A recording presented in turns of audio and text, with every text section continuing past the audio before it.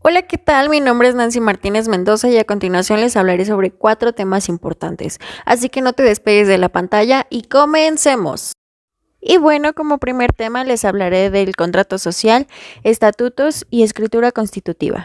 El contrato social se forma con las declaraciones y acuerdos entre los socios respecto a los asuntos siguientes: los nombres, nacionalidad y domicilio de las personas físicas o morales que constituyen la sociedad. El nombre de las partes, más que un requisito esencial del negocio social, es un supuesto lógico de todos los contratos. En otras palabras, es un dato de identificación necesaria para atribuir a las partes el estatus de socio y para probar la existencia del consentimiento. La nacionalidad es una exigencia que nace de las disposiciones del artículo 27 constitucional y de la Ley de Inversiones Extranjeras, cuyo propósito no es otro que el de la vigilancia de las actividades de los extranjeros, y el domicilio de los socios facilita a los acreedores de la sociedad el ejercicio de las acciones que tuvieren contra ellos. La razón o denominación social. Esta es también un supuesto lógico del contrato de sociedad.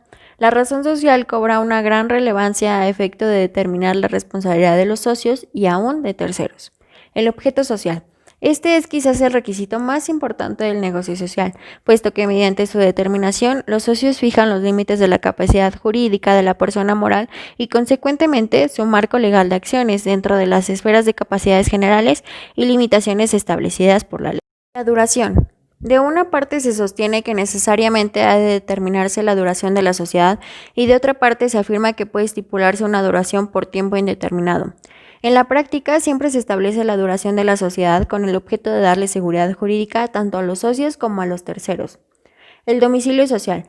Las personas morales tienen su domicilio en el lugar en donde se haya establecida su administración, lo que nos induce a concluir que los socios tienen la facultad de elegir el domicilio social. Una vez elegido este, deben establecer la administración de la sociedad. La designación del domicilio social no es un requisito esencial del contrato de sociedad, porque a falta de su determinación se enfocará a lo previsto por la ley. El importe del capital social. El capital social se forma con la suma de las aportaciones en numerario y otros bienes que realizan los socios. La declaración del importe del capital social no es un requisito esencial del contrato de sociedad, pues su omisión puede suplirse fácilmente mediante una simple suma aritmética del importe de las aportaciones que hayan hecho los socios. La expresión de lo que cada socio aporta en dinero o en otros bienes, el valor atribuido a estos y el criterio seguido para su valoración. Las aportaciones constituyen el llamado objeto indirecto del negocio social. Son las cosas que el socio está obligado a transmitir a la sociedad o los hechos que debe prestarle. Por ende, si las aportaciones no se realizan, el contrato de sociedad no llega a existir.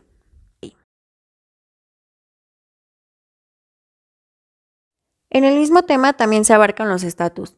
Estos son la regla de organización y funcionamiento de la sociedad. Este concepto engloba además las reglas concernientes a la disolución y liquidación de la sociedad, pues en estas operaciones deben reglamentarse la integración y funcionamiento de los órganos de liquidación. También se abarca la escritura constitutiva. Este es el instrumento público asentado por el notario en su protocolo que contiene el contrato social y en su caso los estatutos y que en consecuencia este instrumento no se inscribe en el registro público del comercio. Los testimonios son una o varias copias de la escritura constitutiva y de las escrituras que contengan las modificaciones a la misma. Estos sirven a la sociedad y a los socios para ejercitar las acciones que les correspondan, así como para probar el estatus de socio, cuando no sea necesario emitir o no se hubieran emitido los títulos representativos de las participaciones sociales o para acreditar la personalidad de los administradores. Como segundo tema les hablaré de la sociedad en colectivo. Esta es aquella que existe bajo una razón social y en la que todos los socios responden de modo subsidiario, ilimitada y solidariamente de las obligaciones sociales. La razón social se formará con el nombre de uno o más socios y cuando en ella no figuren todos se añadirán las palabras y compañía o equivalentes.